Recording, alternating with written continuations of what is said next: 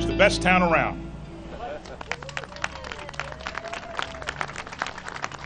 I would like to welcome Governor Chris Christie to Woodbridge Township once again and thank him for his continued support of our great municipality. I'd quickly like to introduce a couple of the key people who made this project possible. Chief of Staff and Head of Redevelopment, Carolyn Ehrlich, our Director of Planning, Marta Levski, from the Ingerman Development Group, Brad Ingerman and Bruce Morgan, and from the Woodbridge Housing Authority, Donna Brightman, and our council people, Nancy Drum and Vera Patel, and all of you who helped make this great project possible. Thank you. We are here today to announce the second round of financial support from the state of New Jersey for this terrific project, which will ultimately replace 150 units of antiquated housing from the 1950s with 200 units of modern apartments that look better and function better with improved amenities. These new apartments will also serve to not only improve the quality of life for tenants here, but they will also help increase the property values of all the homes in the nearby neighborhoods. The project design will keep vehicles inside the complex to allow for better traffic flow, and all tenants will be given the opportunity to stay within Woodbridge Township, and we certainly hope that they do. Before introducing Governor Christie, I just want to take the opportunity to thank him for a terrific relationship these past 8 years. Not only a great personal relationship, but a relationship between the state and the township that has really been beneficial to our 100,000 residents. The governor paid attention to Woodbridge literally from the day after he was elected, and continues to do so right through these last months of his term. I've never told the story publicly about how the night after the election I'm out watching the Yankee game, watching them win the World Series. You remember winning the World Series, Governor. Your team did it like 30 years ago. And I got a call from a 973 number I didn't recognize, so I picked up the phone, and the person on the phone says, "Hello, Mayor, this is Governor-elect Chris Christie." I said, "Yes, sure. Which one of you knuckleheads is this? This George? Is this Louis?" He said, "No, this is Governor-elect Chris Christie." "Oh, sorry." The governor has been a frequent visitor to Woodbridge not only for a town hall meeting, but also to mark the groundbreaking of our new CPV power plant back in 2013 and our PSE&G Energy Center just 2 years ago. When Woodbridge was hit hard by Superstorm Sandy, Governor Christie called me personally several times to make sure that Woodbridge had the resources we needed from the state. His cabinet officers and staff members have been outstanding and come here to town even more than we go to Trenton, particularly the DEP, the DOT, the Department of Community Affairs, and I want to thank Chuck Richmond, the commissioner right behind me, the BPU, who was just here Monday, and the Housing and Mortgage Financing Agency, and Tony Marquette is behind me. We have succeeded compared to all of our peers in economic development, and that would not have been possible without the assistance of the state. There have literally been times when the state has called us to make sure we got things done. Woodbridge is leading the fight against opioid abuse on a local level, and the state, under his leadership, has set the standard for dealing with this awful crisis. Governor, thank you again for your care and concern for the township of Woodbridge and for making the resources of the state available to our team here. I know you have a bigger announcement to make here covering all of New Jersey and not just Woodbridge, but thank you for choosing our town to bring such great news to the residents of the state of New Jersey. Ladies and gentlemen, the governor of the state of New Jersey, the Honorable Chris Christie.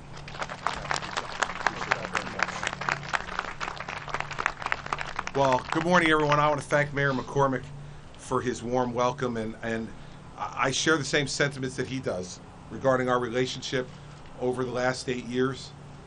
Woodbridge was the place that I came 2 days after our election, and the mayor and I took a walk through the downtown of Woodbridge together for him to talk to me about what his plans and hopes were for economic development during what was a very, very dark time in New Jersey's economy. Unemployment near 10%, no one investing in the state, citizens and businesses leaving. And the mayor had a vision, but he told me that there was no way he could accomplish it without a partner. And, you know, no one over the last 8 years in this relationship has asked about your party affiliation or who you were supporting in a particular election. We just talked about what we were going to do to try to make Woodbridge, which is one of the most significant, important municipalities in our state, a better place to live and work and to raise a family. And so the mayor has been a great partner in that regard, as has his entire administration, the council. And That's why I'm here today. I'm here today because Woodbridge is an example of how when people work together across party lines, great things can be accomplished. And so I want to thank the mayor for his willingness to have done that right from 2 days after the election forward to today. And he talked about this 150-unit public housing complex that we're helping to preserve and rehabilitate with new construction of the units in 5 buildings. 46 of the units will cost tenants only 30% of their incomes, and 5 are set aside for homeless individuals or families so that they can end that cycle of homelessness and begin to give their families some stability that comes from a good place to live and a great place to sleep every night. It's projects like these that continue our commitment to reduce homelessness in New Jersey, an issue that we've been working relentlessly in a more strategic and coordinated way to help people get back on their feet, have a roof over their heads and their children's heads each and every night. And we've made some incredible progress in this regard. Over the past 5 years, homelessness has decreased in New Jersey by 29%. And that's according to recent counts in the 2017 report. Since 2013, data shows homelessness has dropped by 49% in the state. And rates of homelessness among families with children just in the last year has declined by 11%. This is because of the efforts that we're putting in along with municipalities to have more affordable housing and give people an opportunity through a number of different programs to give them a hand up and an opportunity to reclaim their lives. So I'm happy to have Chuck Richmond, our DCA Commissioner, and Tony Marchetta, our HMFA Executive Director, to deliver some more news by announcing our administration's commitment to the new construction and rehabilitation of more than 4,450 rental units across New Jersey that will generate more than $1 billion in development investment and create 9,500 construction-related jobs.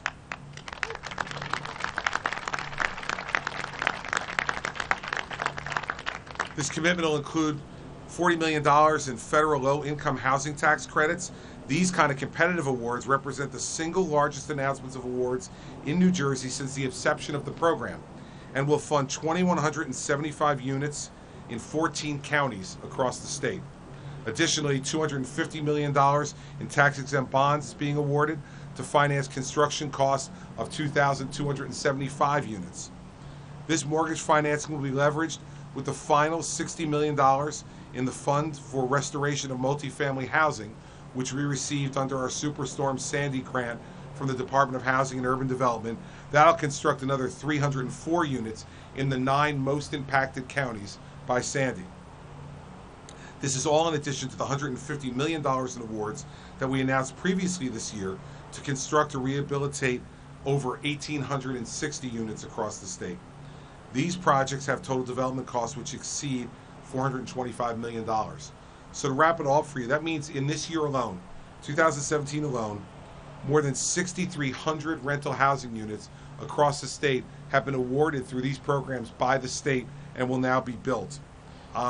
This is going to be extraordinary for families who right now are living someplace, as the mayor mentioned, that's outdated, doesn't have the amenities or the livability that a modern unit should have, or those who don't have any place to live at all. It'll also help about 1,400 seniors across the state who obviously, when they're on a fixed income, need to have some affordable housing for them not to have to leave our state, but to be able to stay in our state and stay with their families, stay with the folks that they love the most. Obviously, also, we care about folks in the special needs community, and this will represent about 400 additional units for those who have special needs, so that they don't have to be institutionalized.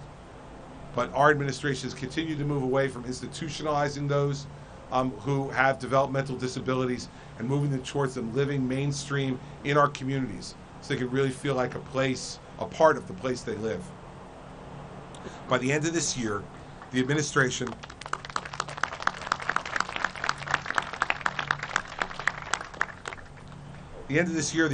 will have created 36,000 housing opportunities, affordable housing opportunities, throughout the state, including 26,000 units of multifamily rental housing, 2,000 housing units for the special needs population, and 8,000 for sale home ownership opportunities through HMFA's single-family mortgage products and single-family construction loan program.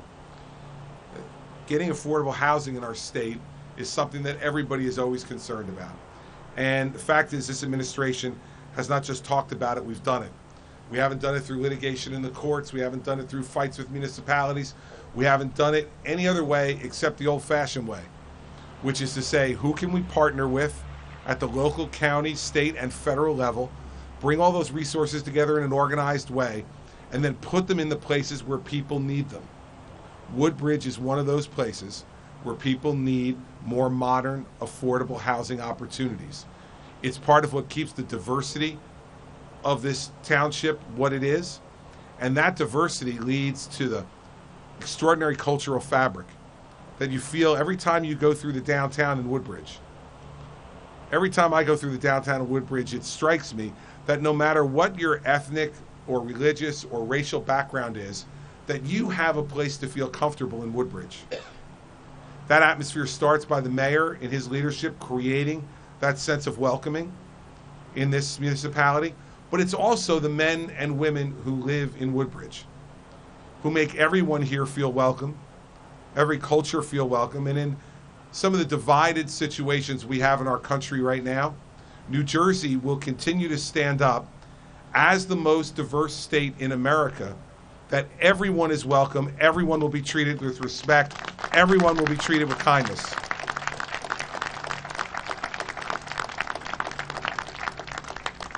Woodbridge stands for that, which is why I asked to be here today, and so grateful that the mayor agreed to host me here and join me. I couldn't have done this without Chuck Richmond, our DCA commissioner, and Tony Marchetta, our executive director of HMFA. These are guys who always find the way to yes. And I think that's part of what the mayor was saying. And believe me, a lot of times in government, it's not easy to find your way to yes. Those of you who are involved in it, you know. You need to have people who say, I'm going to find that way to yes. I'm going to work within the law, but find my way to be able to say yes, to do something that's worthwhile and good for the people of a community and the larger community of our state. So I want to thank Chuck and Tony for their hard work and their service over the last 8 years as well, in working in areas that often don't get a lot of attention, but have a great effect on the lives of the people that they touch. And so that's part of what government is supposed to be all about, which is to help those who are least fortunate have a hand up so that they can move on and take care of themselves in their life, and not have to depend on government to do that. That's part of been the philosophy of this administration, and I hope will always be New Jersey's philosophy. So I want to thank the mayor again for hosting us today. I want to thank the men and women who are helping to build these places. It is extraordinary to see the construction that's going on around this state. And the men and women of the building trades in this state are more at work now than they've been at any time in the past decade. They're needed all over this state with both private sector and public development that's happening across the state.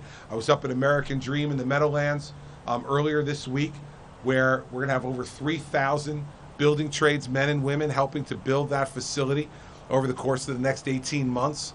I went to Local 472 of the laborers in Newark. They told me that for the very first time, they are at 100% employment in their union.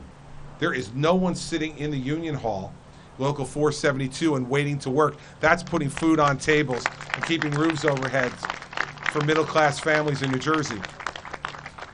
Remember that when I took that walk down Main Street in Woodbridge, in the downtown with Mayor McCormick, in November of 2009, unemployment was at 9.8% in New Jersey. We were the highest in the region and the highest and above the national average.